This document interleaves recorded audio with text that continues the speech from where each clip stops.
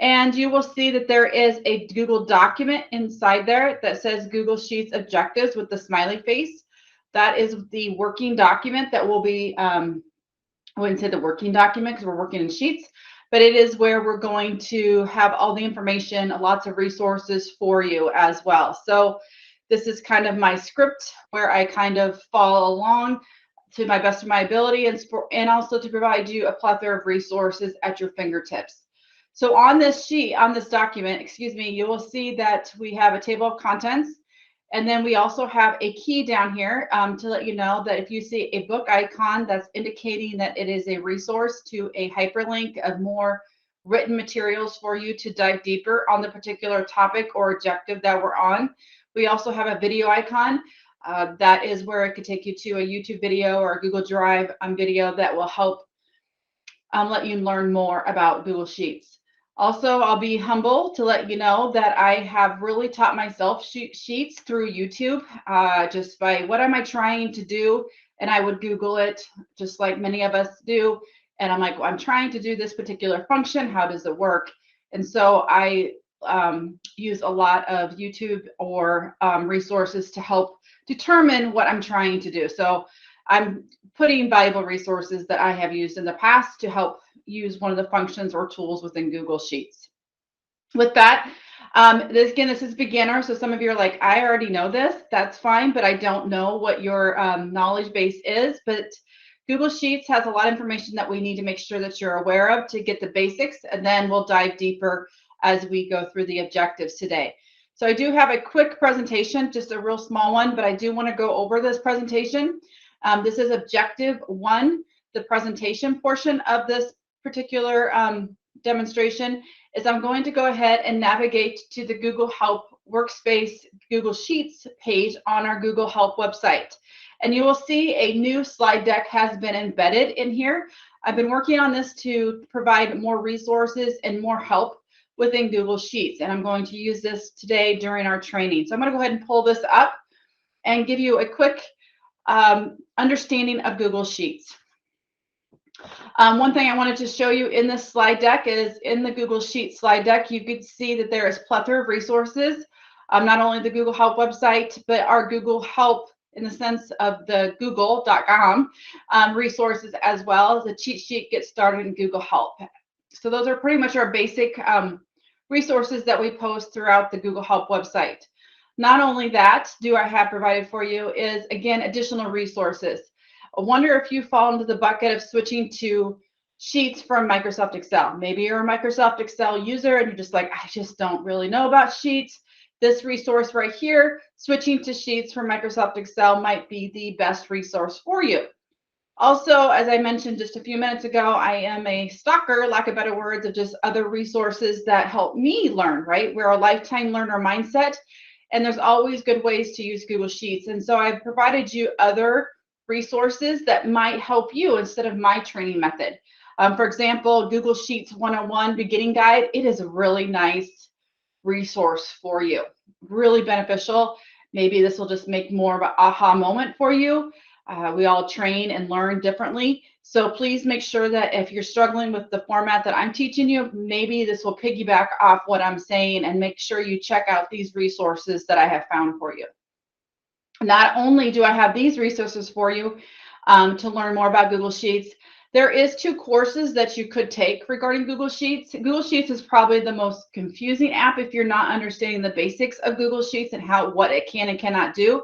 So again, this comes back to maybe another training opportunity for you. You can take what's provided for you with Google Cloud Skills Boost Google Sheets course. You could take that on your own. It's hands-on. I did kind of walk through it just to see what they taught, and it's very user-friendly. It's a little different format, but you would absolutely get something out of that if I don't provide what you need today. There's also a Coursera doing more with Google Sheets. I've also taken this as well. Just again, if you're a trainer, you always want to learn from other people and see how they do the objectives in the script and what you're going over, making sure you're kind of consistent. So this is both very valuable resources, and guess what? Free. And then you get a little certificate badge with it as well. So if you want, feel free to check out those courses obviously when time allows. So definitely check out those if you choose to. So one of the things that we're going to do after this slide deck is to take a quick tour of the menu items within Google Sheets. I've mentioned in Google Docs and so on. We struggle with switching from Office to Google Doc native, such as Sheets, Slides, and Docs, because it looks different than Microsoft Office products. We understand that, we do, but that's why we do a quick tour. Also, the ribbon is a big factor within switching from Office to Google Doc natives. Where's my ribbon? Well, the comparison to the ribbon would be the toolbar. So I just like to kind of go over and make sure you're aware of what it looks like inside Google Sheets so you kind of understand the menu items. With that, in the last 6 or 7 months, Google has also enhanced their menus in Google Sheets. I will be also very humble and honest. I have kind of struggled finding the new moving of their menu items. Like, oh, I used to go here and it's not there anymore. So we just have to just adjust to the change, but just be aware this post right here will give you more information of why they decided to change the menu items slightly. And Google Docs, just for your information, is doing the same thing in the near future as well. So just trying to be more mobile friendly, easier. Sometimes the menu items can be really long with the list, so they've kind of condensed it so it's easier to find. Also, the right click is still very valuable within Google Doc natives as example sheets. So just kind of be aware that this post might be another resource for you, understanding why they actually adjusted the menus and trying to find key features within Google Sheets. So in case you missed that post on currents, that is actually something that's recently been launched. Where can you find or create Google Sheets? My favorite shortcut is actually typing in the URL box sheets.new. I just want to create a sheet on the go. I don't want to go to my drive. I don't want to go to the waffle. I just want to create a blank sheet. I will just type sheets.new and it will create that. For those that maybe didn't attend the Docs training, same thing works with docs.new, slides.new, and so much more. So that is a great shortcut to create a canvas of your Doc native of your choice by using those shortcuts, sheets.new, docs.new, slides.new.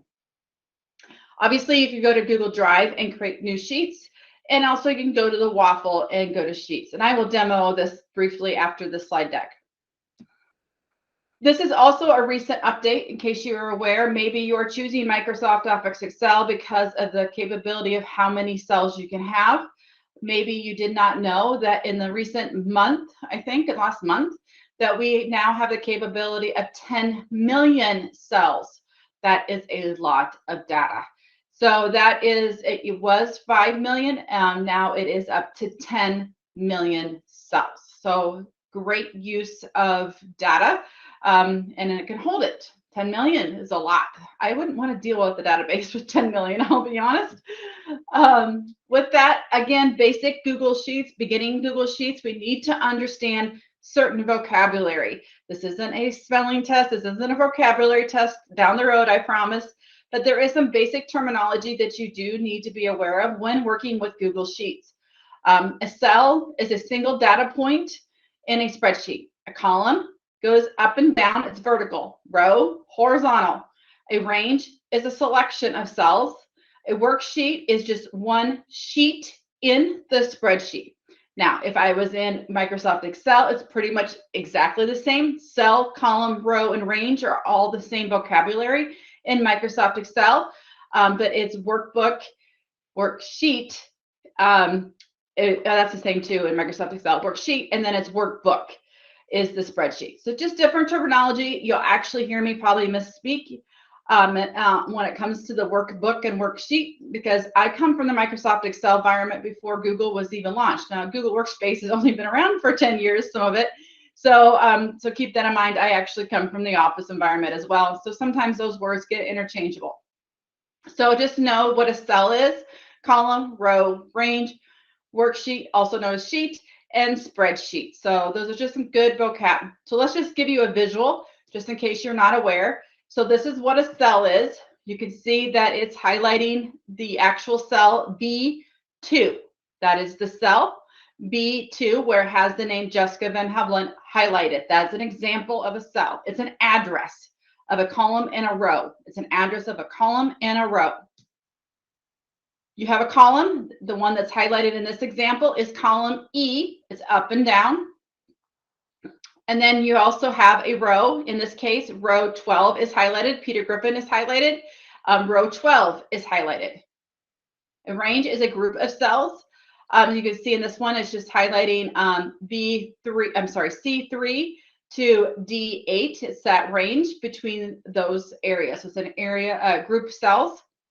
Then this is an example of worksheet. You can see in this particular workbook, it has multiple worksheets. And the one that's highlighted right now is data.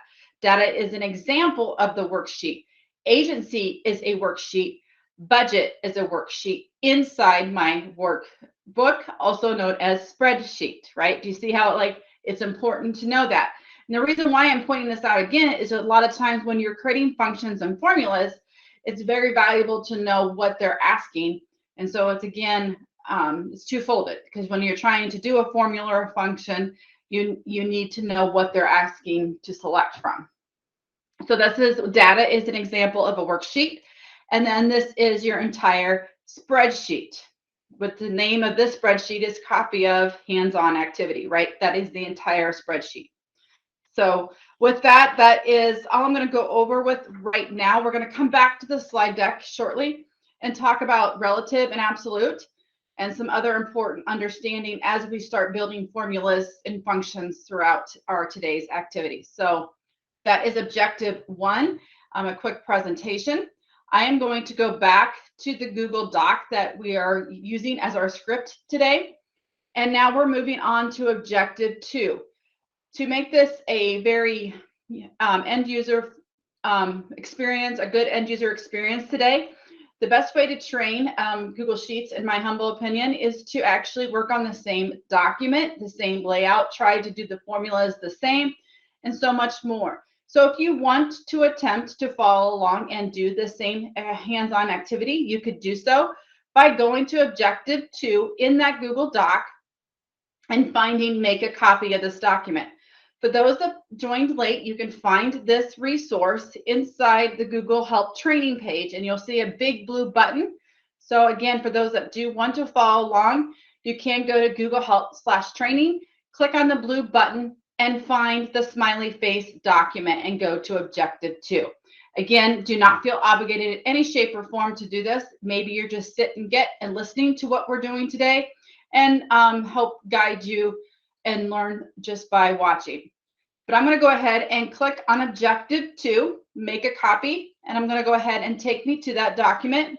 It will take me to this URL and force me to make a copy of this particular Google Sheet.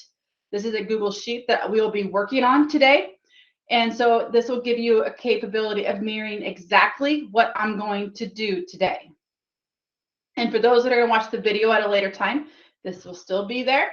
You'll be able to mirror exactly what I am demonstrating today as we navigate through these objectives. Just a quick housekeeping reminder, what is best practice when you start a new document? You should always name the document. So copy of is not a good practice. So I'm going to go ahead and put my name in front of it. Always should have a good naming scheme when naming a document, just like you normally do in Office products. The other thing that you need to do, which I strongly encourage you to do, is always put this document in a good location where you can find it at a later time. It will automatically default to your My Drive path, which is fine, but it does make it a little more cumbersome to find at a later time. So I would click on the folder icon, create a new folder, and I would call it Google Sheets Training, because I'm going to make a folder on the go, and I'm going to now move that folder, move that sheet inside that newly created folder that I just created. So now that we are ready to go and completed objective 2, now let's dive into objective 3. Objective 3, we're going to learn about insert row and column size and adjust size. So we're going to kind of follow along. You'll learn some tips and tricks here. Just a friendly reminder, There's always more resources. I'm not in Google Sheets. There's so many things you can do. This would be like an 8-hour course if we went through every single thing. So my point is just to show you kind of how to do the basics, and then you can learn as you go and learn more throughout your own experience. But also know that if you're struggling in one particular area, please check out the resources that are available on that particular objective. So objective 3, again, is to insert row and column size and adjust size. So I just want to make sure I follow my script pretty good. So apologize for looking down, but I just want to make sure, because it is so important to go in the right order to make sure this works the way I want it to work. So insert row underneath the header. So if you've never worked with Google Sheets before, it is always good practice to have a strong header row. You will see in this example, I'm going to blow this up a little bit. In this example, you can see that I have a strong header row: user email, user, Google Docs, Google Sheets, and Google Slides. So that is a strong header row. Always good practice to have a header row. Why? You're identifying what is in that particular column. Okay, that's just good practice. So what I want to do is I want to insert a row. I want to add my own name as part of this doc sheet slide count. I want to add my own email inside here. So within that, you can go ahead and go to insert, and you could go to row. Okay. Now, I forgot, and I apologize, but this is where I should have taken you to a tour and looking at Google Docs, or look at the let me go back just for a second before we dive too much further. Is I do want you to, this would be a homework assignment, is to make sure that you are taking a tour of the actual menu items. You will see that it looks completely different. You'll notice that it even will give you a pop-up telling you some things have changed. We will hit most of these, but it's very important that you do skim through the header row, or excuse me, the menu items. It's just good. No longer, you'll notice extensions is now there, where you would find add-ons, macros, and app sheets. So that's a new menu item that you may not have never noticed before, because that's a new name. You will find your pivot table now under insert versus data. And again, the reason why I know that is because I struggle to find it, because I'm so used to going to data, pivot table, but it's now under insert. I had to adjust my instructions because I'm so used to going to one particular area, and how it has adjusted. The other thing is you do have a toolbar. And again, for those that want to docs training, should be familiar with this. If you hover over, it will tell you the action that you're doing. So this isn't a replace or a comparison to the ribbon that you're used to seeing in Microsoft Office. So if you're unsure, you can always hover over. Last thing you can always do if you're struggling is under help, you have the option to search. So if I search for my favorite pivot table, which I struggled to find, you can always go to insert pivot table. Okay, so you have the help option, which is very similar to Microsoft Excel as well. And if you've been in any of my trainings, we know what is my favorite way to navigate to do anything. That's right click, and right click some more. So when you right click, you have the most actions that you're going to want to take.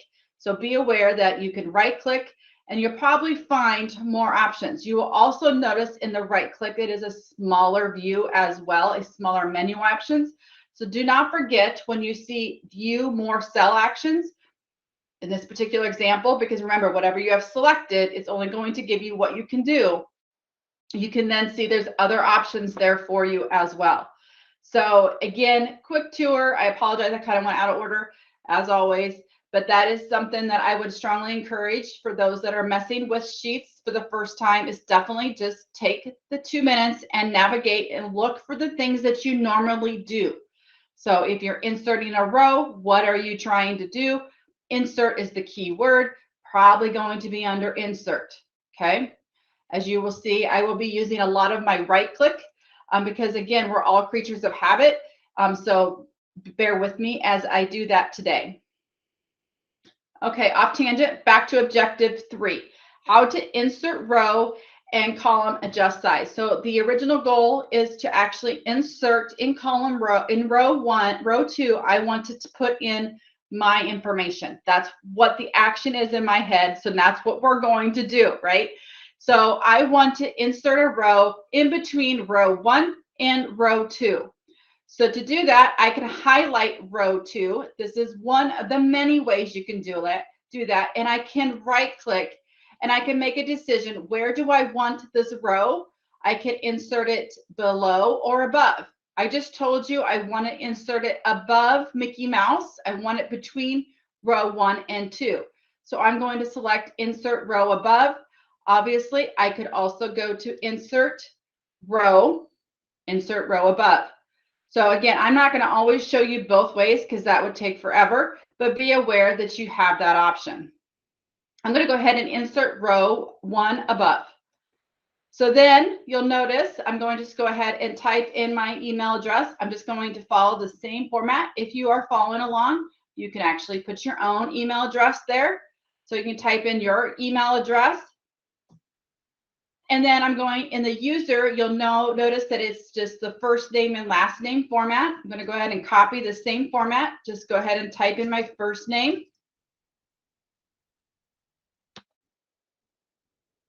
And then just to keep it easy, and I'm going to go ahead and add the amount of documents that Jessica has in Google Docs is 0. In Google Sheets, I have 0. And you may not realize this, but I'm actually clicking the tab button to navigate to the right. I could obviously move my mouse and do so, but I'm going to just go ahead and use the keyboard shortcut of just tab, and it'll take me to the next cell to the right. So I have now got a new row added in row 2, my email, username, docs 000 all the way through C through E.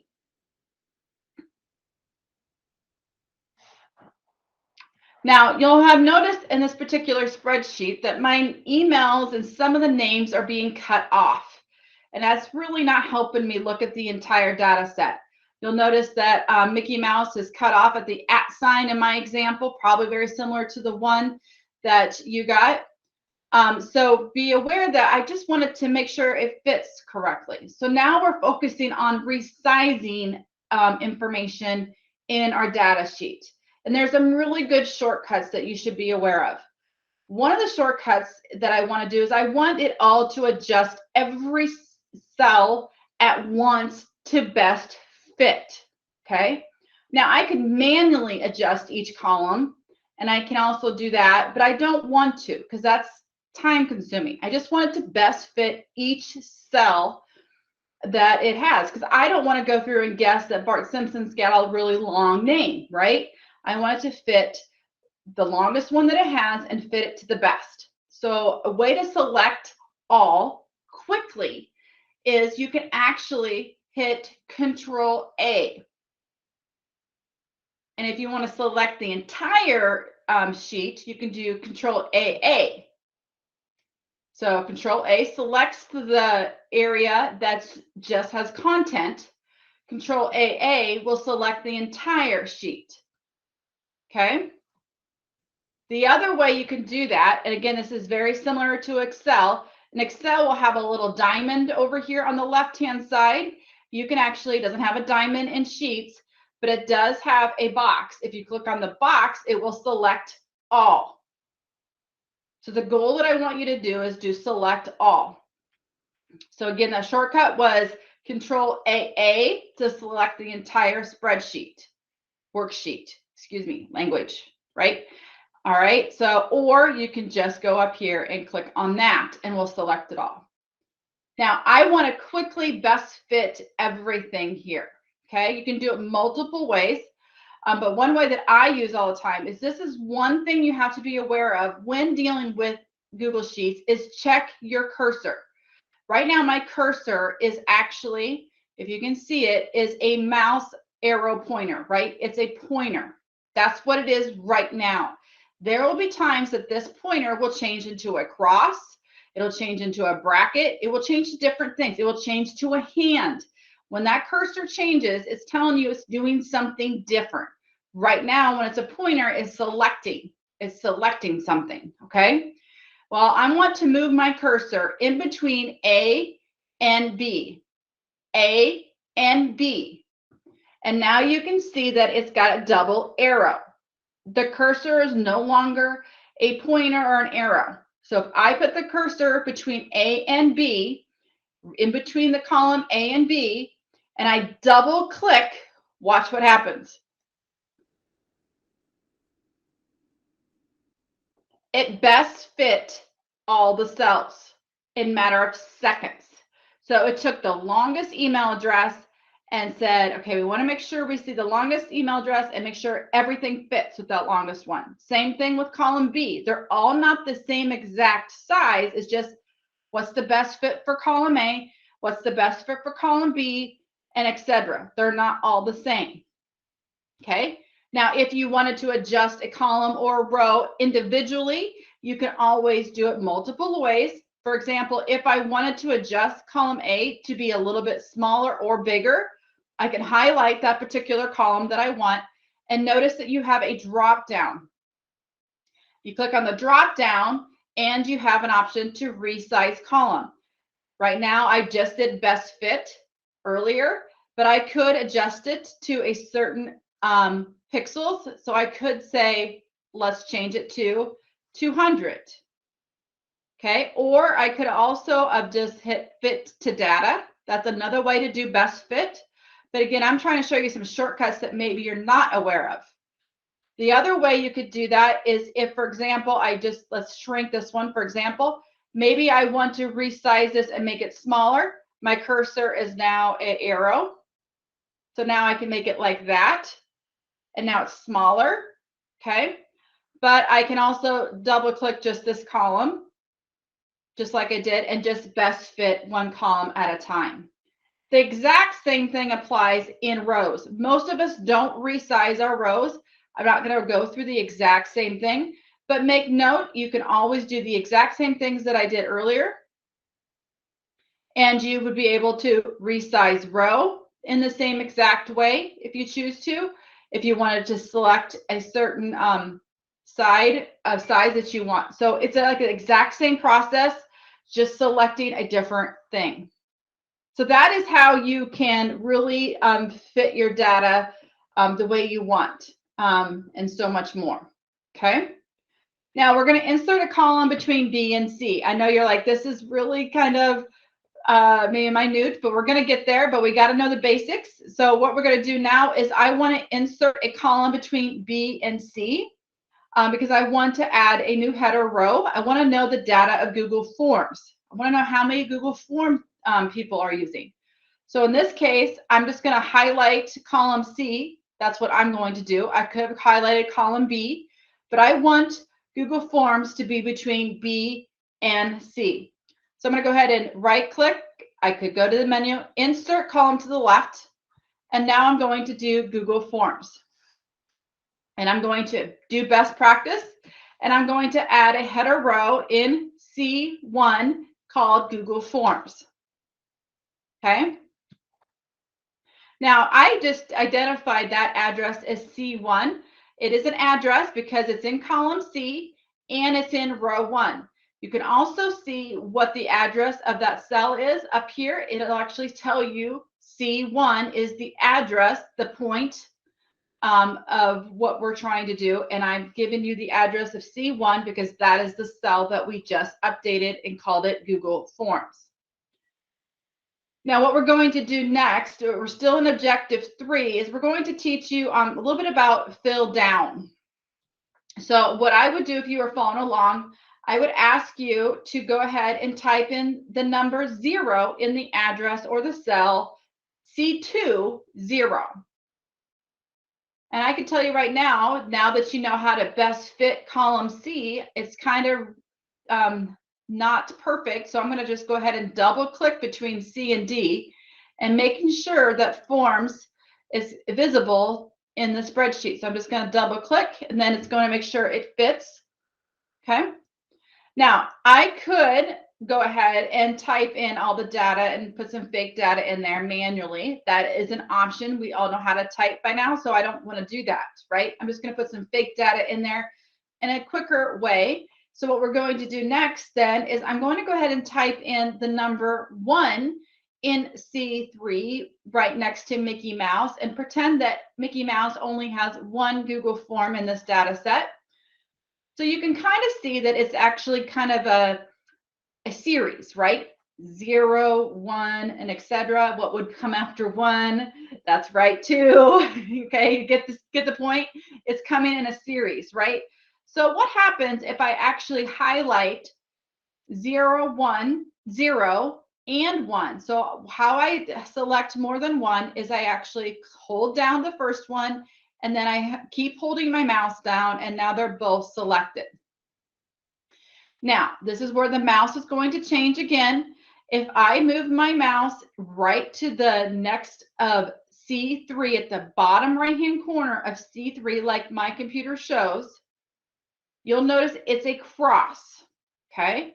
My pointer is now a cross, okay? And the reason why I got that cross is I am on C3. I am on C3, and I'm all the way to the right bottom right-hand corner of that cell. Okay. Now I can highlight by holding my mouse down and going all the way down to the bottom. And I can see that it actually filled down in a series. So 1, 2, 3, 4, 5, because it was using its artificial intelligence to tell me that 0, 1, it was kind of noticing that I was doing a series. Okay. Now, let's just undo that for a second and show you another way to do this. I'm going to go ahead and undo. Okay. This time, I'm going to actually do the same thing. Okay. I highlighted 0 and 1. This time, I'm going to double click that cross. Double click that cross. So I'm in the same location I was earlier, but this time I'm going to double click. And now notice it filled it down, but now this time I didn't have to drag. But if you scroll all the way down, you'll notice it stopped at 53 because it always looks to the left of my sheet to know which is if there's no data in one of those rows, it's going to stop. Okay, so if there's no data to the left, if there was no name right here under Powder Puff Girls, it would stop. Same concept. There is no data in B54, so it stopped. Okay, so if you have a long sheet and there's something not complete in the column to the left, it's going to stop that automatically fill down. Okay, but it's a nice shortcut if you know you have data on the left-hand side. Otherwise, you're going to drag it. Okay, that's how fill down works. I'm going to go ahead and undo. Wonder if I don't want it to be a series. Well, then you'd have to make a different conscious decision because right now I have 0, 1. Obviously, I could type in 1 again. Okay, that's one way. And I could fill down by selecting just this C4. So I put 1 in SpongeBob. So I can double click there and it would just bring the ones. Okay, that's another way. Okay. If you want to, if maybe fill down isn't the option that's going to work for your case, the other option would be to highlight what you do want it to be. This could be in any scenario, right? I'm just teaching you to fill down and copy. So if I could copy number 1 in any of the cells that have number 1. I can copy it by right-clicking and copying, or go to Edit, Copy, or Control-C. Again, too many ways to show. We should know how to copy by now. We copy. And now I can select where I want to copy by holding it down. And this is where it's important. How do you want to copy? I'm going to show you another way. Is I'm going to right-click and notice if this was a formula of some sort, you would want to maybe be careful on how you copy. In this case, I want to make sure it's the values. I could go ahead in this example, do paste. But paste special, I do want to point out, which we will use down the road. Paste special has a lot of different options for you. Paste special is a very, very, very important tool within Google Sheets. Okay, so let's just practice pay special. Is pay special values. Again, if you couldn't find it in your right click, you can always find pay special in edit pay special. Okay, so then it copied it over. So regardless, you can see there's many ways to get the data completed in a quick way when you're dealing with fill down or copy paste special. There's a lot of ways to get the data entered in a quick way. Okay, and we will use the fill a lot today when we're dealing with formulas and functions, more so in the advanced, but it is important that you understand that you can fill down and you can fill to the right. Okay, so what I wanted to point out most of all is that you can notice that the cursor changes. So let's just go back to the doc just for information. You do have a lot of information regarding all the information we just talked about inside here, and this is what we just practiced in Objective 3. In Objective 4, I am going to go quickly back to the slide deck. We're going to do some functions and formulas here shortly. Okay, so we're going to do the sum, average, and count in our spreadsheet. We're also going to later on do some formulas and some other fun tips as well.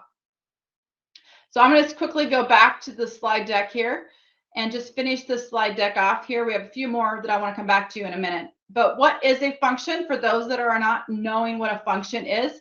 It is where you can manipulate the data, such as, like I mentioned, sum, average, count. You'll see a screenshot over here. These are all the ones that are inside our Google Sheets. Also, for those that are really robust and really love Google Sheets, inside here is a Google Sheet function list. I'll go ahead and pull this up. This will take you to Google Help, and it will show you all the different functions and how to use them. And so if you were like, wow, I didn't know it had all these, one of the things I get is Google Sheets is not as robust as Excel. I would like to challenge you on that and tell me exactly what you're trying to do. But there is a lot of the same ones that you see in Microsoft Excel as you do in Google Sheets. So again, I am going to be humble. Again, I don't use half, not even half, a quarter of these. So just be aware that there is a lot of options here for you. And again, there's always more help, whatever function you're trying to do. So again, please take sure you check out this resource depending on what you're trying to do. So that is what a function is. You also can find the function list that I just saw in your help menu. There is a, in your help menu in Google Sheets that says function list. So again, this is always going to be the most up-to-date because Google is going to update that and not myself. What is a formula? A formula is a combination of functions. So you could do sum, average in a group of functions, right? A group of functions, sum, average, whatever the case may be, you combine those and then it's an actual formula. Think of it as a recipe, right? You're combining different ingredients, you're combining different functions to produce something bigger, right? A cake and recipe example, formula, you're really trying to do more than one, just one particular ingredient. We will come back in a minute to talk about relative and absolute because that's going to be very important knowledge base to understand Google Sheets. So we'll come back to that in a minute. So we're going to go back to Objective 4 and we're going to actually get ready to add our basic functions. Before we add our basic functions such as sum, average, and count, which are the very common basic functions, what we're going to do though is you'll notice in our spreadsheet, in our data sheet, you'll notice that when I scroll down, I no longer can see the header row. Well, that's a disservice for me because maybe I don't know what I'm looking at. Am I looking at Forms data here? Or am I looking at Google Docs data? I don't know, right? So it goes back to best practice to always have a good header row. So I want that header row to appear as I scroll down. Could be the other way around where I might want to see the column A and I want to see that as I navigate my big spreadsheet of 10 million, right? Well, you can quickly do that by going up to View. You can notice you have an option in view, freeze, and you have the option to freeze row 1 up to 34. You can adjust this to what you want it to be. In this example, we're going to go ahead and freeze row 1 because that is the header row. Freeze row 1. Now you'll see a dark gray, a light or a thicker gray line underneath header row or header row 1. And now when I scroll down, you'll see that that header row will stay there so I can know what I'm looking at as I look through my data. You could do the same thing as freezing a column and etc. But in our particular case, that is not necessary. Okay. So you can freeze, so it stays where it needs to be. If you are following along, I strongly encourage you to go ahead and go to A55 and put your cursor and type in the address or go into the cell A55 where I am showing on my screen. And I would go ahead and type in A55 the word sum. So what we're going to do is I want the sum, the average, and the count of this spreadsheet. So what I've done in A55, I have typed in the word sum, and A56, I have typed in the word average, and in A57, I have typed in the word count. So now I have kind of a label on what we're going to do. Now I'm now ready to start my functions. Before I do that, though, I do want to point out the few things that I mentioned in the slide deck. Under the help menu, there is the function list that I mentioned. There is the function list. This also button, it looks like an E for me as what I would describe. This is also where all your functions are at as well. Okay, so be aware that those are options for you to quickly navigate. I don't use that much. I just go ahead and type them in for the most part for the ones that I use most common. But if I'm looking for something just a little different, I'm like, I just don't, the formulas that I know and the functions that I know is just not working the way that I want. Please know that there is a ton here. And in the advanced future, we will be talking about import range, one of my ultimate favorites. Okay. So lots of fun things you can learn, check out there as well, just in case you're not aware of that. So what we're going to do next is we're going to do a basic function.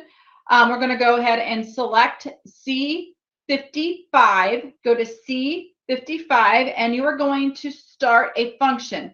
To start a function on a formula, you always have to type in an equal sign first. So I'm going to go ahead and do a equal sign. So anytime you're doing a function or a formula in Google Sheets, very same as Microsoft Excel, you have to go ahead and type in the equal signs to know that you're ready to do a formula or a function.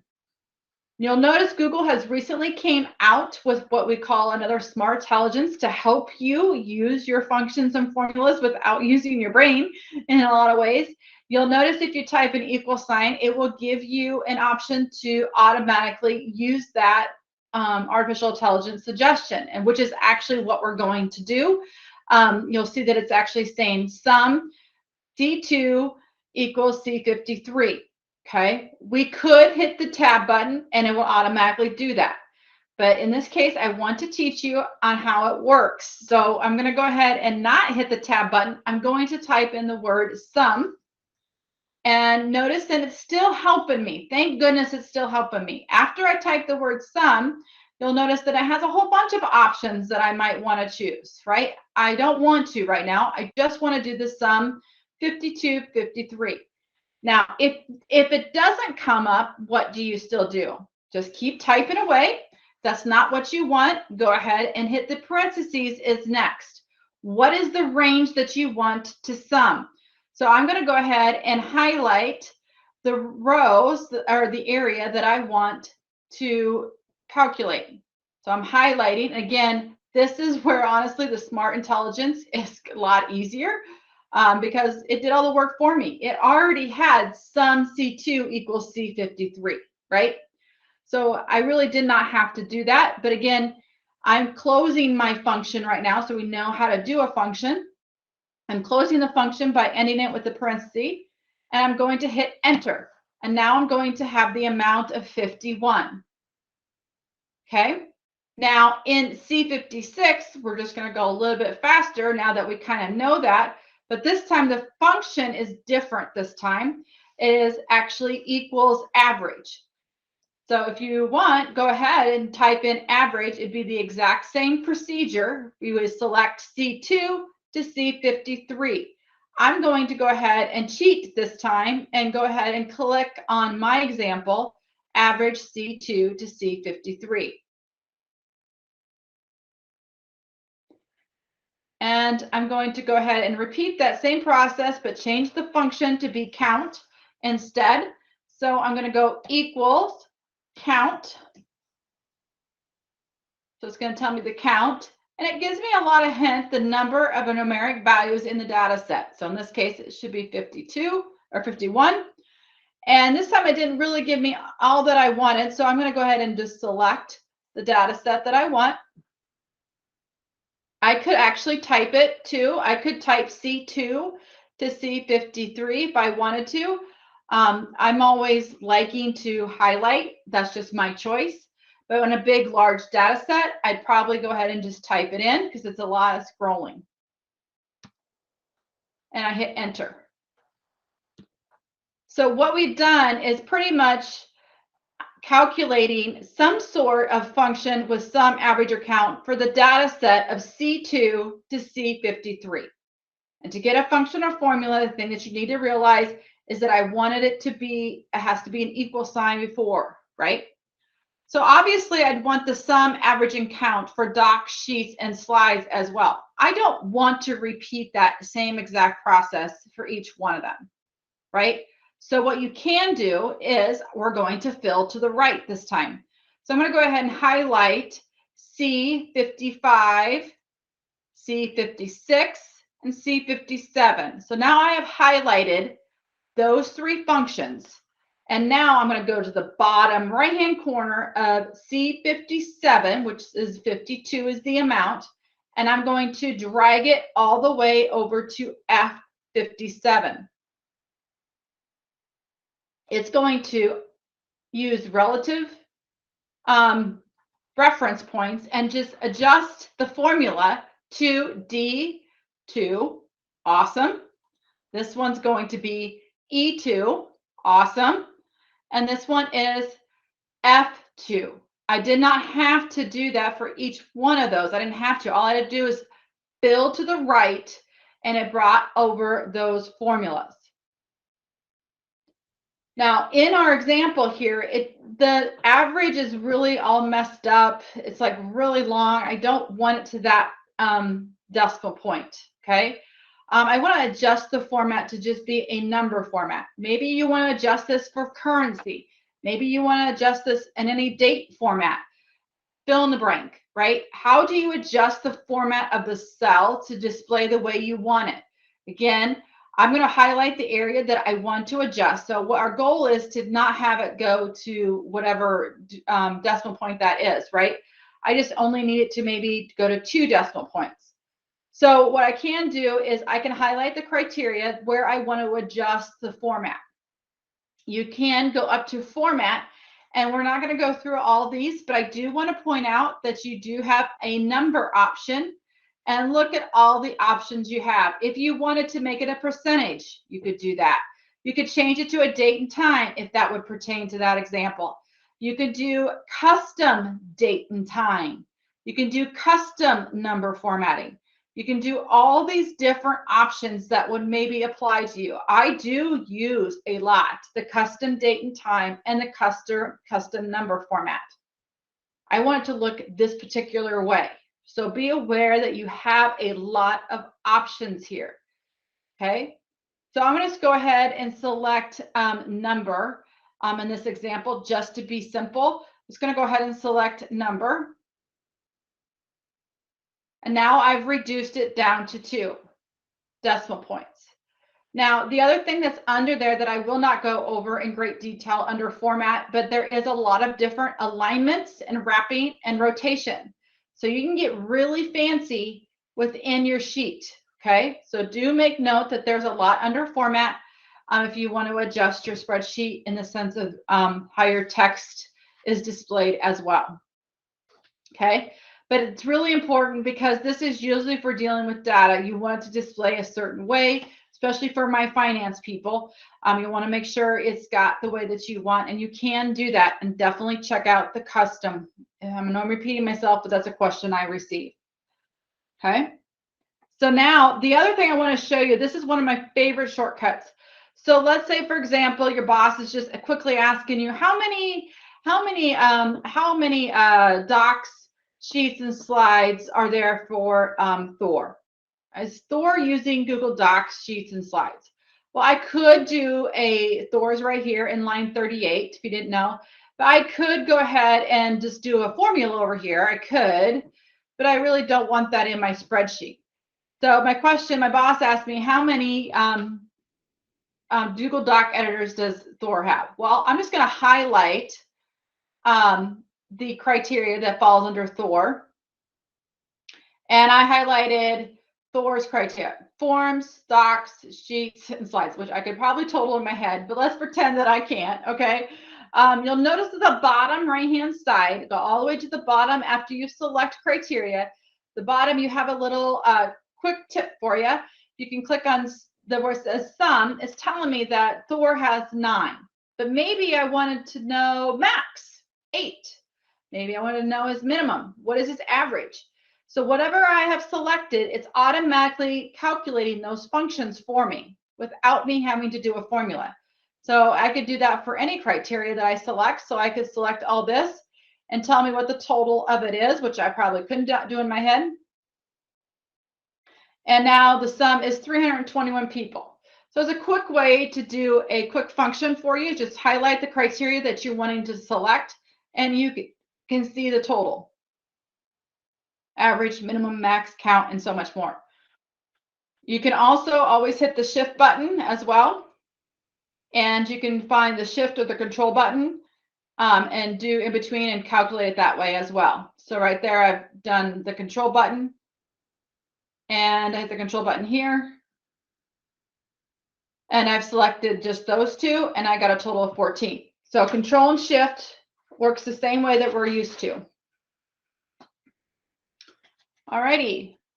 Next one, we're going to do objective 5. Objective 5, we're going to talk about remove duplicates, trim white space, split to text, and concatenate. That's a mouthful. So we're going to remove duplicates, trim white space, split text, and concatenate. And where we're going to do this at is actually in our agency spreadsheet. So in this same spreadsheet that we're working on in the worksheet agency, we're going to navigate to that one. So at the bottom, you'll notice there is data, and now we're going to agency. As we look at this particular data, you can kind of see that it's got some funky formatting. We've got Bugs Bunny all the way to the right.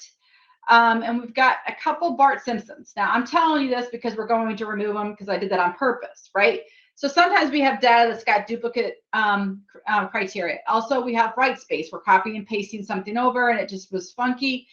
So there's quick ways to adjust that. So again, we're going to use the shortcut select all, Control AA. Control AA is one way to select the data because you want to select the data. What are you trying to clean up? We're cleaning up this particular data sheet. So there is a lot of ways to do this now.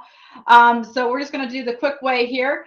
Under data, you will see there is data cleanup. I love that, data cleanup. Go to data cleanup, and you can see that there's some cleanup suggestions, which Google will bring up, both remove duplicates and trim white space. You also have other options there for you. So let's just go ahead and quickly do the data clean up, and let's see what happens. Cleanup suggestions. So this is, as you can see, it's green. It's giving you something that's new. So up here, it says that Alvin the Chipmunk is a duplicate, and so is Bart Simpson. Also, Bugs Bunny needs to trim the white space. Remember, Bugs Bunny had, it looks like that over here, right? And it's actually highlighting things that are showing me that's got some errors. So column B has got some errors because Bugs Bunny's got the white space issue. And then it's got Bart Simpson and Alvin the Chipmunks. I can remove them this way. Yeah, I don't need Bart Simpson's. It's noticing that Bart Simpson, since I selected all the data, the Bart Simpson's the same exact data count. Now, I'm going to be very honest here. Be careful with removing duplicates. Maybe you need it to be a duplicate. I don't know what your reason is. But there are times, like in a roster or something like, oops, I typed in Bart in there twice. Don't need Bart in there twice. Okay? So you need to know if you need 2 Bart Simpsons in there or not. That sounds dangerous. In this case, I don't want 2 Bart Simpsons or Alvins. 2 ornery ones we do not want. So I'm going to go ahead and select remove. And I do not want Bugs Bunny to be off-centered or have that extra white space in there, which means it just has extra spaces. So I'm going to go ahead and trim all. So my data is really clean now. Now I could have went to data, take the action, trim white space. So the data cleanup is really nice, especially when you're copying data over, if need be. Okay. So now one thing that I love the most is in column B, we have a column that has first name and last name. There are times, this is a true example, that you just want to display the first name. You just want to display the last name. You want them in separate columns. So we're going to go ahead and do that. So again, I'm going to do best practice and always have good column. So in, I'm going to actually, I'm just following along here. I'm going to go ahead and insert in column C. And this time I want to insert a column between B and C. So this is a repeat. So I'm going to right click and I'm going to insert a column to the left. So between B and C, I'm inserting a column and I want it to say first name and last name. So I'm going to change this column to say last name and this column to say first name. And I'll show you how we're going to do this in a matter of seconds. Now we could do it old school, type Chipmunk, Pickles, Simpson, all in the last name, but that would take forever and more chance of error. So I'm going to highlight column B because that's what I want to do. I'm going to highlight column B and I'm going to use a tool that's called Data Split Text to Columns. So it was going to take a delimiter of some sort, which could be a comma, could be a space, it could be anything. Notice now that it did that, it brought up a separator. What is my separator in this case? And my separator in this case is a space. Could be a comma though, could be a semicolon, or it could be something custom like the @ sign, right? So you can use this multiple ways. I could have used custom and got the username of the email addresses. So think outside the box. This can save you tons of time. So I'm going to go ahead. In my case, it's a space. I'm going to go ahead and hit a space because Alvin space Chipmunk. And look what happened. In a matter of seconds, I have first name and I have last name. And actually, I forgot. I highlighted column B, so I need to put this in there. First name and last name. So that was under data, text to column, split text to column. So I got the first name and last name that fast. What about the other way around?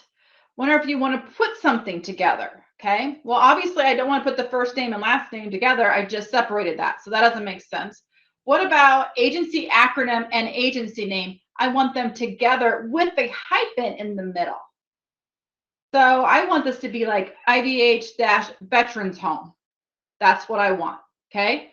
So I'm going to go to column F, and this time I'm going to make a good header row, say all agency.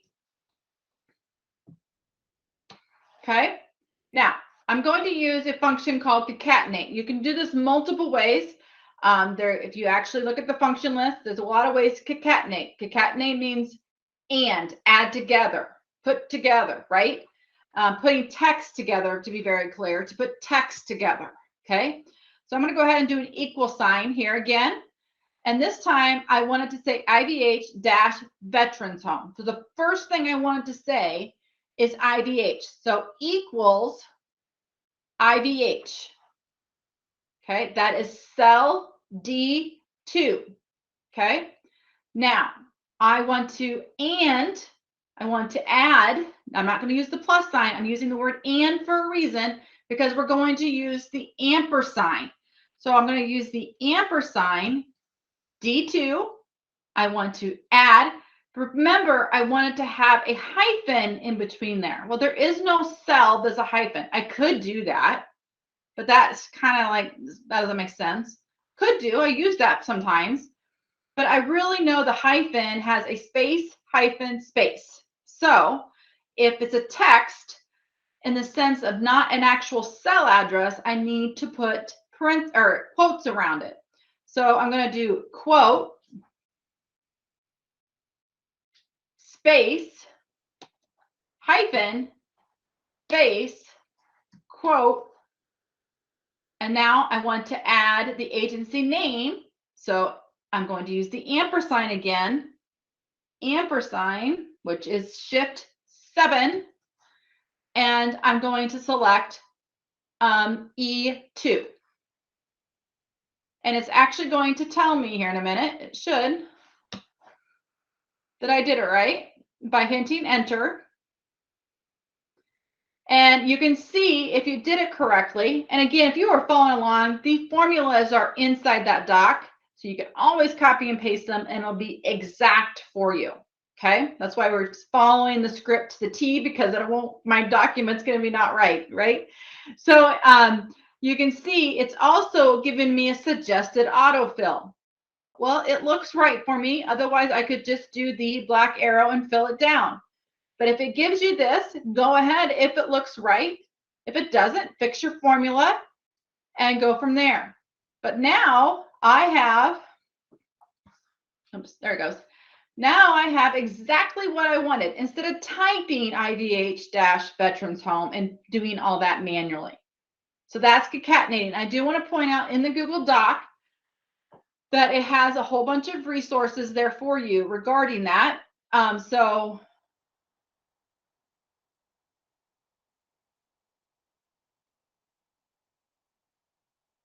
we have D2 and, so there's the formula, and that's exactly what we did.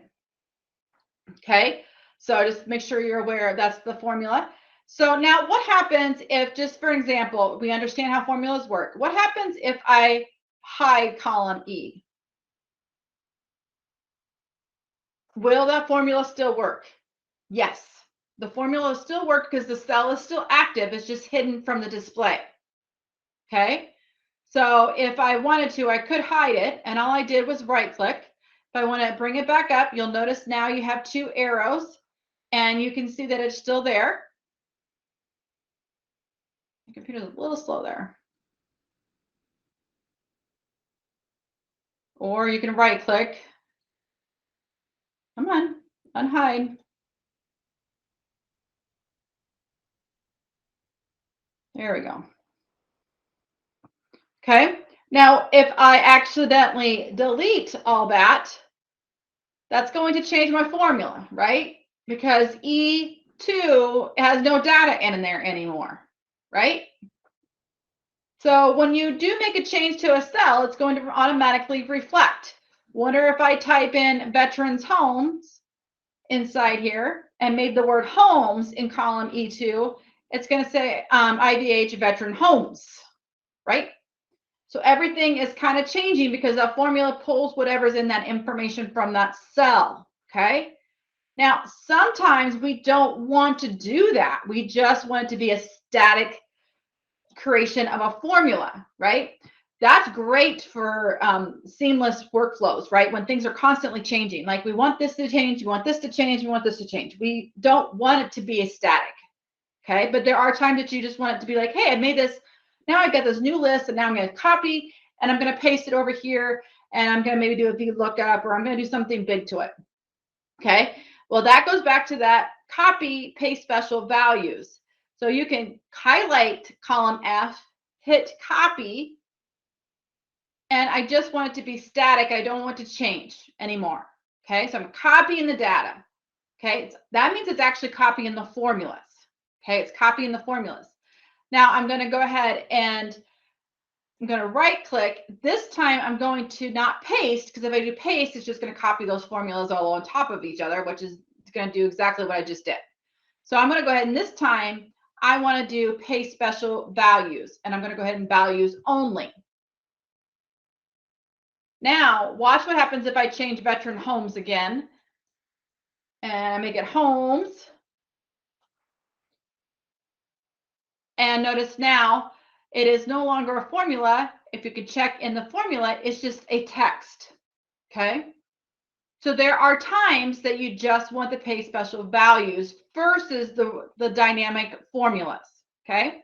So now that you know how that works, that is also a lot of resources for you inside that Google Doc if you have more questions on that. So the next thing is, and I'm going to warn you, I'm going to probably go over just a little. I actually am going to go way over probably.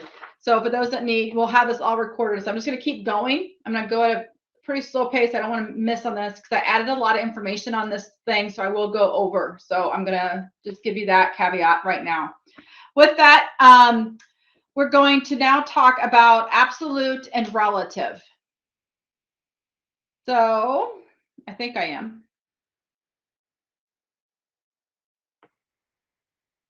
Yep, objective 6. We're going to discuss understanding relative and absolute references. This is really important. Everything that we have done today is relative. So it means that it changes as we move, but we need to understand absolute as well. So going back to the slide deck, let's define relative and absolute reference. So relative reference is set by default. I did not change any of them to be absolute. So you'll notice everything that is a relative reference. It also means when we fill, we just did fill, right? We did a lot of fills today. When we fill a formula to the next cell, when we push it, it changes the address point to the next column or the next row, right? It automatically changes it to the corresponding column or row. It changes. Okay, so that's default. We've already done that, right? It's worked really well today, right, for what we're trying to do. Okay, however, there are times, oh, sorry, we have an example here. We just did this. So we're pushing the data over. We have equal sum. We just did that, right? And we filled it to the right. And we did this earlier. D is now C or E. It moved it to the right, like in this GIF. So think of when you're pushing, that it's changing it to the next column over, okay? Or row down, just like we did for the concatenating, right? When we went down, it went to the next row, went to the next row, went to the next row, right? It constantly was relative, okay? All right, but now what if we don't want it to be a relative, where we want it to be absolute? Absolute means you want it to be locked, constant, okay? Constant. You don't want that particular location to be moved or relative, right? It's the opposite of relative, okay? It's locked. And to make something absolute, you have to put a $sign in front of it, okay? We want it to be static or locked, okay? Static's not great. Locked is a better choice of words. So here's an example. This example, there's a $sign before the B and a $sign before the 1. That means in this particular example, B1 is locked, also known as absolute. B1 will not change if you fill to the right or fill to the down. It will always be in that formula or function, will always be B1. That cell is locked, okay? There are times that you just want the column to be locked, columns up and down. You just might, in this case, column B is locked, absolute. It will not move if you go to the right or down. It will always be column B, okay? Sometimes you just might want a row to be locked, okay? In that case, the $sign is just in front of the row. You will have to determine what you want. Every formula, every function is different on your purpose. So hopefully these examples and these demonstrations kind of just give you more of an aha instead of just saying, hey, why do I make this absolute? Why am I making this relative? What do you mean is default? So please make sure you review those and understand that better as we go through. With that, I like to actually show you an oops so you understand the difference between absolute and relative and actually using it in a formula.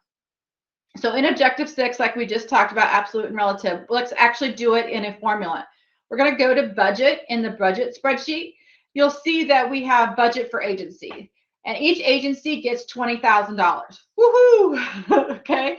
All right. So in 2020, they each spent 15,000, right? So let's go ahead and we're going to type in 2 agency names here in column F.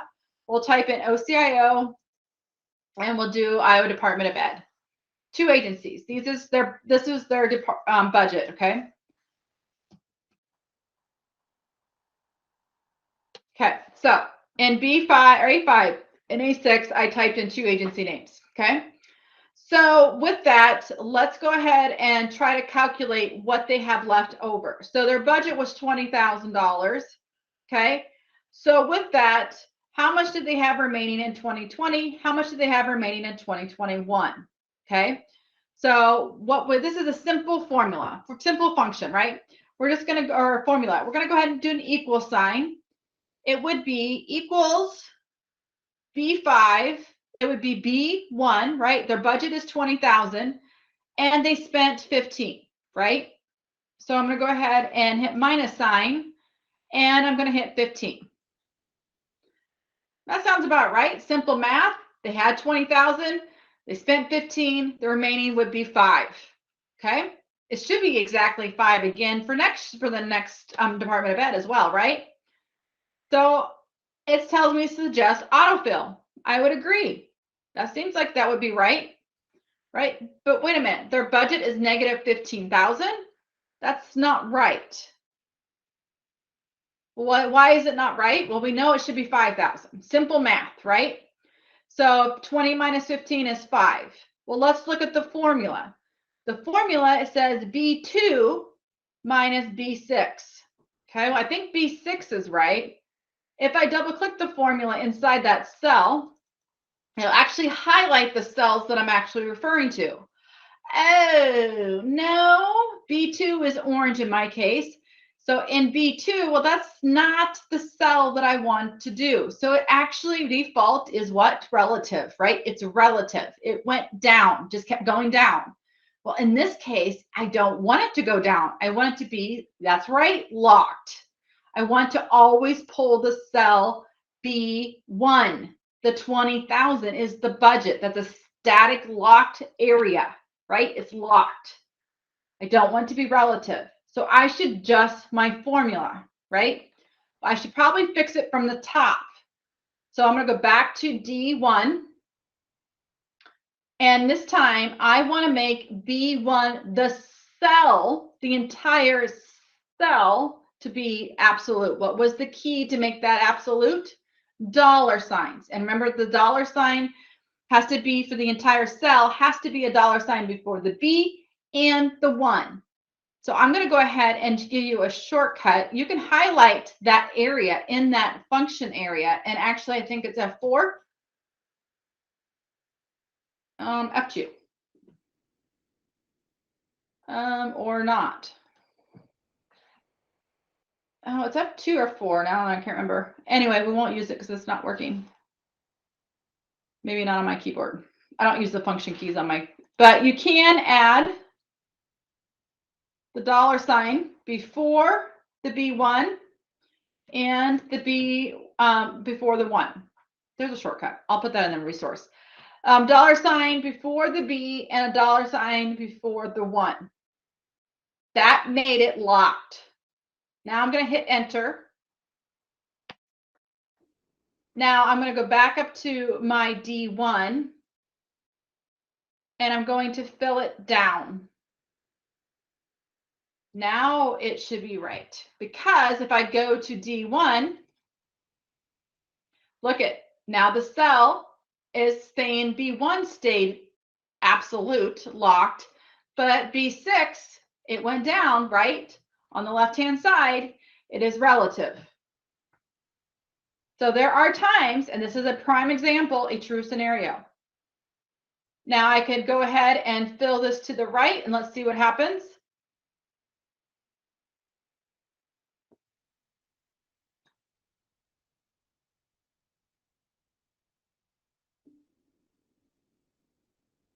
And it worked fine because B1 was still relative or absolute, right? And then it went to C5. That is relative. I do want that to go to the right in this case. So relative is up and down. It will stay the corresponding row or column, depending on what you're doing. To the right, it's going to be the column. Up and down, it's going to be the row. But there are times that you want it to be locked. And you could do the same thing with just locking the row, locking the cell, locking the column. And actually, we will use locking of the row in our conditional formatting in the future. So hopefully that gives you a better understanding. This is sometimes where people like, I don't understand sheets, and this is basic sheet and Excel knowledge. So if you look up something in Excel, they're going to tell you the same thing. Absolute relative is intertwined within sheets. So be aware of that.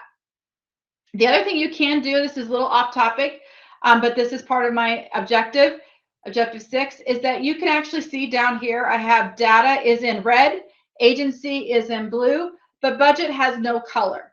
Well, the purpose of this particular demonstration is I want to show you, you can click on the drop down at your sheets, and there's a lot of options there for you, or you can right click on that. So I'm not going to go over all these, but if you wanted to rename budget, you could protect the sheet, which we'll do down, which is our next thing, but we can actually change the color if you wanted to. If you want to go ahead and change the color to green, this really helps when you have multiple sheets within a workbook. So kind of make note that you can adjust this. You can also move these as well. You can move to the left, to the right by dragging, but there's a lot of options there for you. If you want to duplicate, we'll actually copy the entire sheet here and duplicate it. So sometimes you just need to duplicate what you already did. Copy to, we'll take it to a different sheet or existing spreadsheet. So just be aware of that option, as there's a lot of options there. Hiding a sheet, we will do at a later time. That's very beneficial as well. All righty. We're going to move to objective 7. Objective 7, protecting your sheet. So we love the idea of collaborating. So objective 7 is collaborating. Protecting data or hide sheet. So sometimes we love sharing and collaborating with users. That's great, right? But sometimes there are just people that kind of mess up our data, right? Or they just don't quite know what they're doing, right? So you might want to protect it. I might want to protect a range or an entire sheet. Sometimes you might want to hide the sheet because it's how you're building your formulas, and it really has no value except for the ones that are building the formulas, right? So let's go ahead and talk about that for a second. So the first thing I want to do is go back to my sheet here, and we're going to pretend, and you guys can do this too because this won't hurt trainer 1. We're going to go ahead and share a sheet. I'm not going to go over sharing in the sense of what we normally do. We all know how to share because we're sharing things all the time. But in this case, I do need to share something to actually show you how to protect it, right? So you could share this to a Google group. You could share this to whoever you're working with in your own documents. But if you are working on this one, feel free to share this to trainer 1. She's kind of my, gets all this stuff sent to her all the time. But do give it to trainer 1, edit rights. So go ahead and give it edit rights to trainer 1 and send it to her. So we're going to share this to trainer 1. And so now trainer 1 is doing a great job on this sheet, but lately she's just been kind of messing up my spreadsheet. So I just really want to restrict some access to her, but I don't want to remove her edit rights altogether, right? I just want to protect an area or protect a sheet. You can do either and or both, depending on what you're trying to do. So if I go back to the data sheet, let's say I just don't want her messing with column D and G. Okay, I don't want her messing with column D and G. I can go ahead and select column D, E, F. Actually, let's do C through, it doesn't matter. I'm going to highlight C through F. I don't want her messing with that. Her job is just to update the user emails. Let's just pretend that, right? Like I don't want her messing with that data that's there, C through F, okay? I could actually right click and choose data, or I can go to data, protect sheets or ranges, protect sheet or ranges under data or right click. So since I highlighted the data that I wanted to protect, it's going to help me, right? Since I've already selected the data, it says data C through F. That's correct. In my range, C through F. Otherwise, I could go select C through F and it would do the same thing. I would probably add a description. I'm just going to add a description saying no. Okay, no. Whatever the description I might want to call it, okay? And then I'm going to go ahead and set permissions. Now, it's going to pull up all your collaborators of the document in the sense of edit rights. So in this case, I don't want trainer 1 to edit that range. So right now, I am trainer 13. I'm the owner of trainer 13. So I'm going to go ahead and do trainer 1. I'm going to remove access for that particular range. And I'm going to go ahead and hit done. So this means that trainer 13, which is me today, can edit anything on this sheet. And the owner can do this. But trainer 1, I don't want them to have access to that particular range. Okay. So now you can see that I have a new protected range. So if trainer 1 tried to get into the sheet, which she has rights to the sheet, but she will not be able to update anything in C through F. Okay. Same thing goes with, you can actually do the same thing in by going to the data sheet by the bottom right hand corner, whatever sheet you're trying to, and you can protect the sheet as well. So you could go ahead, I'll go ahead and select agency, for example. I'm going to right click on agency and I can protect the sheet. And you can say, I'm going to say not today, whatever the case may be. And I can set a sheet permission as well. And again, I can, and this could be obviously more than one person. You can say sheet trainer 1 can do this sheet, but trainer 2 can't do this sheet. Whatever the case may be, you can adjust it. Okay. You also have an option just to show a warning when editing this range if you don't really want to truly restrict them. I guess I don't see the purpose of that as well. Okay, I'm going to go ahead and hit done. So now you'll notice at the bottom of the padlock for agency, that sheet is locked. It just gives you a visual indicator that there is some kind of protection. Doesn't mean this trainer 1 can't have edit rights to this, just won't be able to edit agency and will not be able to edit C through F. Okay. So that is how you can protect as well. If for some reason you decide, oh, trainer 1 has got her game on, she knows what she's doing, or maybe, hey, you can always go back to the data protected sheets, click on the trash can, and that will delete the permissions that are set for that area.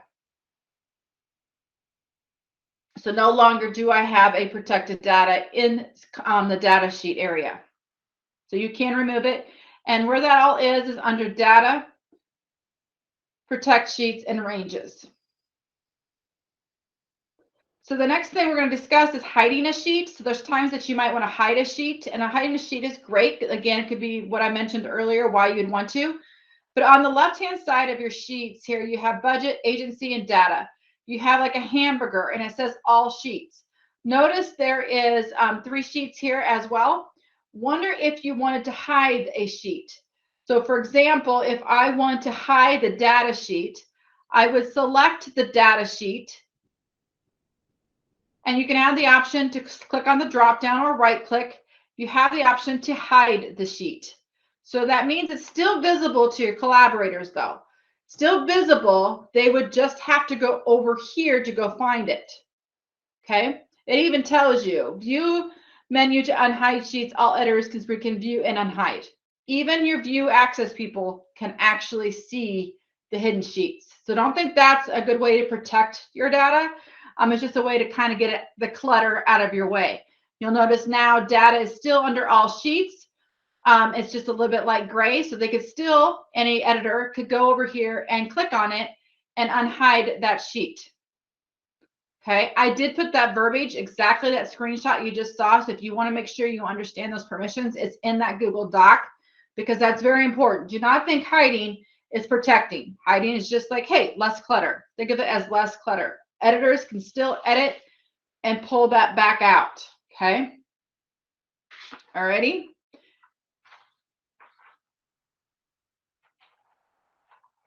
Alrighty. Objective 8. Let's go to objective 8. And yes, I will be going over for sure. Objective 8.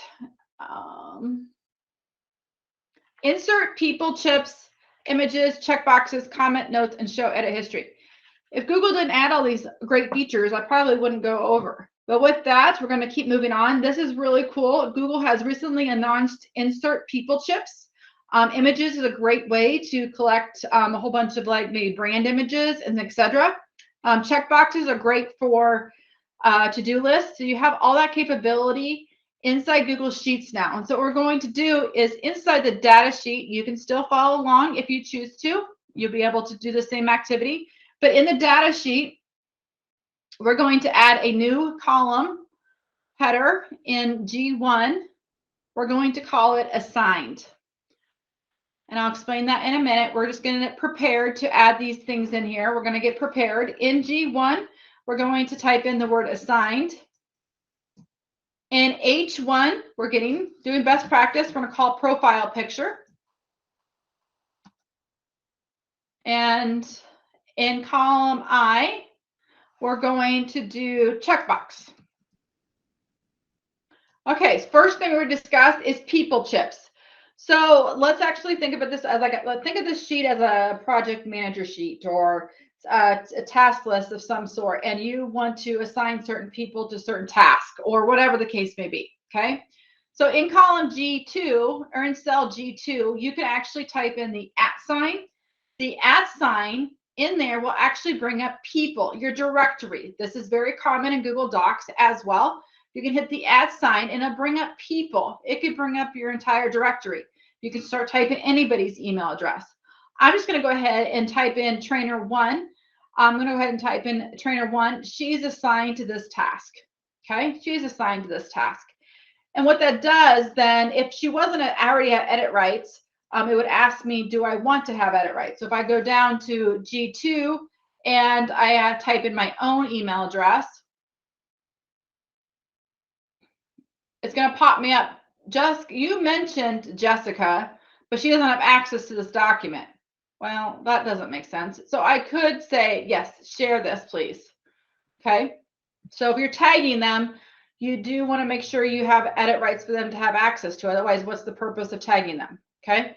So it's a way to collaborate more efficiently. And again, you could determine what permissions you want to give them. Okay. With that, let's go to the next objective is you can see profile pic. Well, you can actually insert images in Google Sheets, and this is really cool. This is one of my favorite parts of Google Sheets. We actually use this for the mobile thing. So let's say profile picture. I want to see Mickey Mouse's profile picture. What does Mickey Mouse look like? Okay, so you can insert an image. You can go to insert image or right click, insert image, I believe. We're going to go to insert image, and you'll have the option to insert image in cell or insert image over cells. If you're following along, let's go ahead and insert image in cell. This is how I use it the most. Insert image in cell. Then you have your normal searching or insert options, drive, etc. Obviously, this is for training. We're not going to go through all that. We're just going to go ahead and go to Google image search and type in Mickey Mouse. And search for a Mickey Mouse. We want to know what Mickey Mouse looks for. Now, this is used, we use this for the Android thing. We had a whole bunch of pictures of all the mobile devices. It was so nice to see exactly what mobile device it is. Could be used for, charts, so on. So pick a Mickey Mouse that you want. It doesn't matter. Any Mickey Mouse. But this can be very useful for branding, guidelines, communications, directory. It'll be used for a lot of things. So I'm going to go ahead and insert. You'll notice the Mickey Mouse is inside the cell H3. He's so cute, and they're in H3. Okay. He's inside that cell. You may want to actually not have it inside the cell. So you may want it to be like more of a infographic or something, or a chart of some sort. You can right click on Mickey Mouse. And you can actually, you go down to, right click works best. Sorry, my computer's a little slow today. Image, you go down to right click and choose image. You can say put image over cell. So now you want Mickey Mouse to display on top of your cells. That might be an option for you. You might want that. Maybe it's a key, maybe it's a legend. I don't know, whatever the case may be. But maybe you want to put Mickey back in the cell. You can always click on it, and you'll click on 3 dots, and 3 dots in Google Land means ... Google has more. You click on the 3 dots. You have options of replace, delete, etc. But what we really want to know is you can put him in the selected cell. In this case, I have the selected cell of H3 selected. I can put the image back into the selected cell. Now Mickey's going back into his cage. Okay, so you can do that. And you can see this can be very useful for many things. Going back to the concept of a project manager thing, maybe this is a task or a project. A quick way to know things are done is to do a checkbox. So what we can do is we can insert a checkbox. You can go to insert. So in cell I2, I have selected. In I2, you can go to insert checkbox. Checkboxes also has a value of true and false. That's important. Maybe you're using this as a formula. True and false is the value. You'll notice unchecked up here has a value of false. Okay, you may use this for formulas and it's important. Maybe if checked, blah, blah, blah, if this, blah, blah, blah, could be important. So I am just filling down. And you can see then you have the right to then, if I check mark that task has been done, it now has the value of true. So think big picture. This could be done great for project management. Some other collaborative tools that you have inside here is to do comments and notes. So if I select Mickey Mouse and say, hey, you need to update your profile picture, I could right click or use the comment feature up at the top that you're used to seeing, the little post-it note looking thing. But you can insert a comment. And again, this is the same capability that you have within Docs.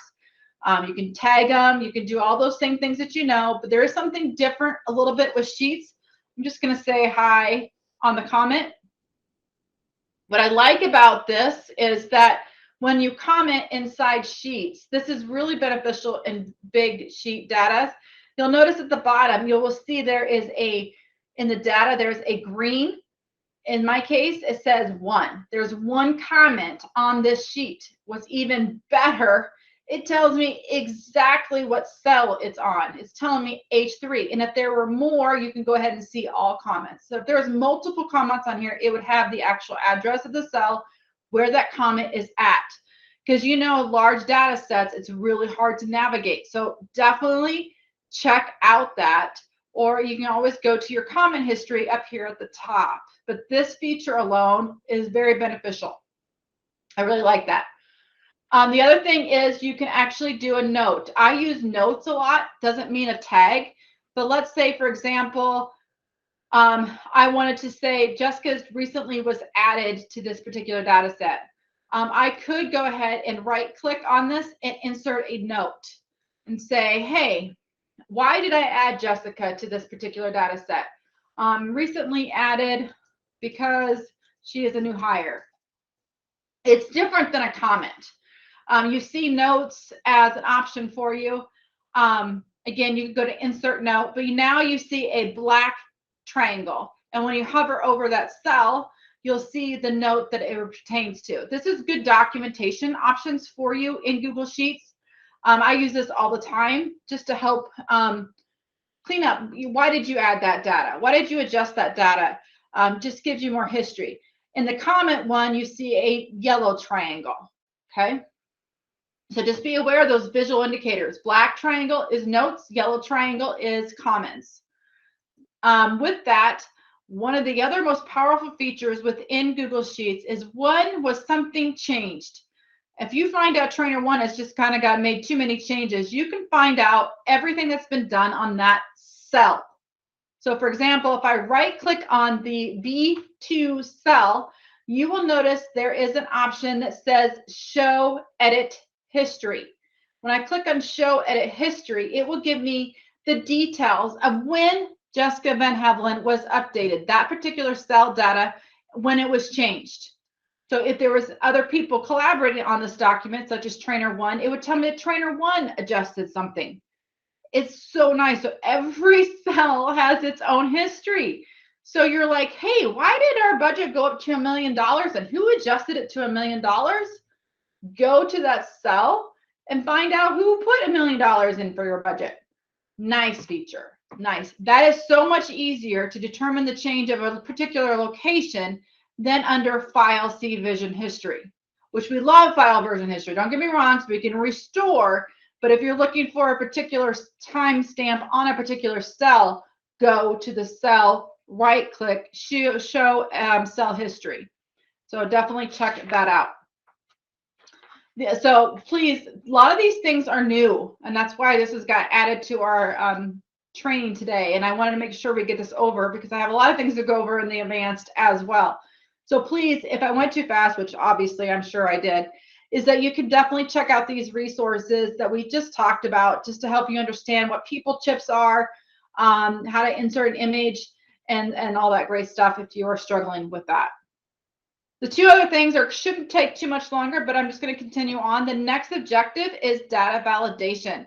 Data validation is very powerful, especially when doing formulas, because you want to make sure the data is the exact way you want entered into your cell. So it's very important that you do use good data validation when you're trying to do an if statement or VLOOKUPs. There needs to be a good data selection inside that particular cell. So data validation, that can be very powerful. So we're going to go ahead and create one. Objective 9 is data validation. In this case, we're going to stay in data sheet, and we're just going to continue building off this sheet. And this time we're going to do status. What is their status of whatever project, right? What is their status? What is their, etc., right? Just another way of doing it. So the status is yes or no. It could be active, non-active, whatever you want it to be, right? It's only two choices, right? Or it could be multiple choices. It doesn't have to be two, but in my case scenario, it's only two. But it could be, whatever it could be. It could be a huge list. It could be the list of the email addresses. It could be a list of whatever. So I just want to show you how you can make data validation, and then you can see all the different options that you can select from. So I want data validation to be the entire J1, J2, all the way down. So I'm just going to go ahead and this is one of the many ways. You could fill down as well, but I want to show you the reverse way. I'm going to highlight J1 to J53 because this particular area I want to have data validation. And again, data validation is making sure they enter it in a certain way. Oops.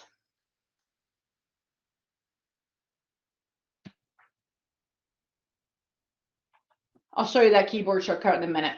Okay, so I have highlighted J2 through J53, and now I'm going to go to, bear with me, data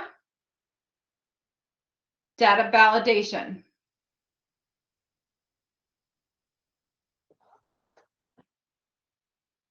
Now, again, this is one of those scenarios. There's so many choices here, and I'm only going to show you one. So first of all, you have to select the cell range that you want to have data validation for. I did it in the reverse way, but you can always go and click on this and go find the area that you want the data validation to, okay? Second thing, select the criteria. We're going to do the simple one, but there's many other ways to do this. Notice you have the criteria of selecting from a range. So I could go pull a certain list from a different sheet on this workbook. I could do that. I could do a list of items, which is what we're going to do. You can have a number, text, date, customer formula, or a checkbox. You have all these options to make sure however it's entered is the way that you want it to be entered. Okay. In this example, we're going to do a simple way of just list of items. So again, we're going to use the option yes or no. Is their status yes or no? Two options.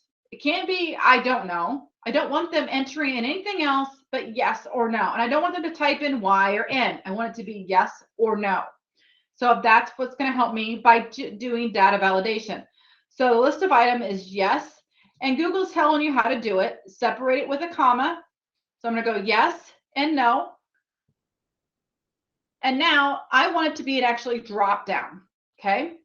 I then have to make a conscious decision. Do I want it to be only a warning that they're typing in something wrong, or do I want to reject their input? I guess I don't see the purpose of having data validation sometimes without rejecting their input. You can also provide them validation help text. You could just say, just enter the value. You can customize this if they can't figure it out. Now, yes and no is pretty self-explanatory. Sometimes it's not, okay? So you have all these options that you can do. I'm going to go ahead and hit save. So now J2 through J53, I have the option to do yes or no. And this is really powerful when you do conditional formatting as well. Okay, so which we'll do in the advanced training. So validation is really powerful. If you choose to, for example, maybe don't want a particular cell to have data validation, you can always right click or choose data validation. In that option under view, you can just go to data validation and you can select the range that you want to remove the data validation. In my case, I might want to remove it for just cell J2 and I can remove it. And so no longer that is an option. Okay. So notice then since I said reject any input, if I go to J5, which does have data validation, and I try to type in I don't know, it's going to reject it. And it's given me a warning. There's a problem. Click and enter a value from the list of items. That was the help. It didn't even let me put anything else in. So this is really important, especially as you're building formulas. Data validation is really important. As we end up, we're on our last one. So again, thank you so much for staying on. I appreciate it. I'm sorry, it is a lot of information. I just want to make sure you get this information because it's so powerful. So with that, the last thing we're going to do is we're going to end in a fun activity with keyboard shortcuts, especially with large data sets. Scrolling is not much fun. It's just not. So we like to use some of our keyboard shortcuts. Also, Google has a way for you to either customize it if you choose to, or if you want to learn more about keyboard shortcuts, especially with Google Sheets. It's probably my most used keyboard shortcut app because of the large data sets that I work with sometimes.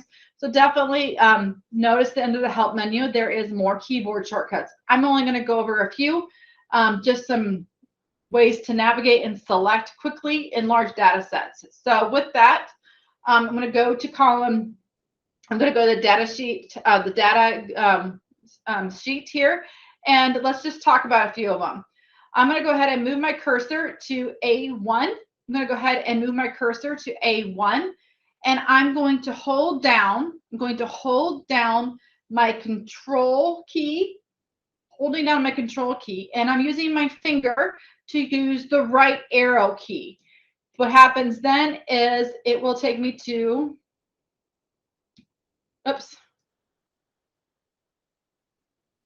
It will take me to the last one of the selected that has data. So notice when I do that, I'm going to go back to A1. Oh my goodness. Go back to A1. I'm holding the control button and I'm clicking on the right arrow, holding the control button and clicking on the right arrow. It's going to navigate me to J1. Watch what happens. J is going to go to J1. It will go to the end of my spreadsheet that has data. Okay, the active part of my spreadsheet. Okay, if I go control left arrow, it's going to go to the beginning. So control left arrow is going to go back to A1. Okay, so a quick way to get to the front to the end. Okay, same concept with control arrow down and control arrow up.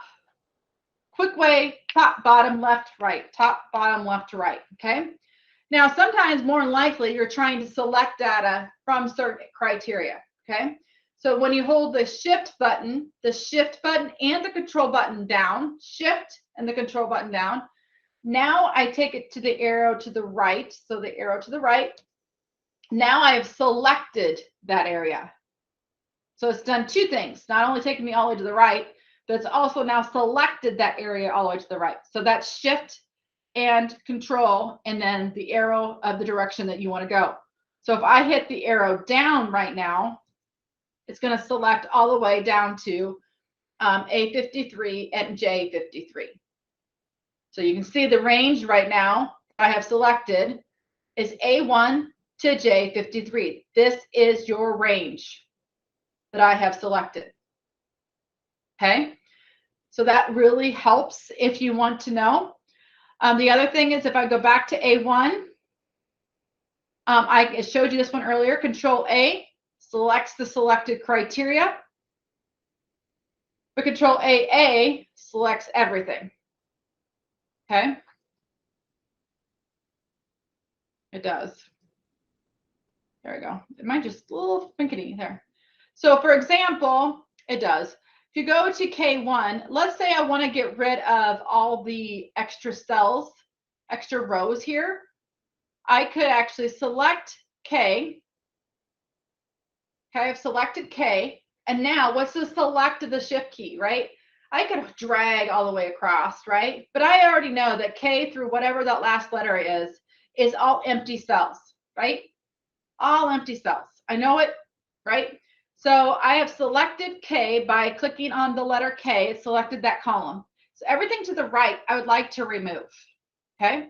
So one way to do this is showing an example how fast this can be with the keyboard shortcuts is I can hold the shift and the control button down, shift and the control button down, and I hit the arrow key. I have now selected everything from K all the way to AA. You know how long that would have taken me to drag. I could have also deleted, but whatever the action might be that you want, reformat it, make it bold, whatever it is that you're trying to select. I actually want to delete these columns. Now, or insert, hide, whatever the action is that you want to do, right? So now my sheet is clean. So just know that those arrows quickly help navigate quickly through your long, sometimes we know some of us are scrolling to the never ending, right? I can't tell you enough that Sheets has got a lot of information there. Like there is times that you just have to dabble. And that is the purpose of this template you got. This is your template. Mess with it. Mess with some of the things. Look at the advanced training. You want to see what some of the things we're going to do. You can go ahead and dive into it if you want to try that as well. That is done in the sense of the script. So feel free, learn more, make an absolute, understand relative for sure. Do some functions that you've never played with before. There is so many plethora of resources here for you. So definitely check out what's on here. Also on that slide deck, if you don't like how I train, it does not hurt my feelings. Sheets is hard to train. It's just one of those most fun apps to use. Once you know how to use it, it's like can do almost anything. So it's kind of like understanding all that is hard to articulate sometimes. So with that, definitely check out the slide deck for more resources. But obviously, as I mentioned, this doc alone has tons of resources for you. And you got an added bonus to play with a sheet that's really kind of built. You have a script with some formulas that maybe you've never even played with. So feel free to mess with that sheet. And if you have any questions, I, again, love training sheets. So please reach out. Like, how did you do that? And sometimes I get to learn too, because I'm like, I've never used that formula. Let me try. So please let me know if I can help you with anything else. With that, thank you for joining. I apologize for going late. But again, thank you for taking the time to learn about Google Sheets, and have a great day. Thank you.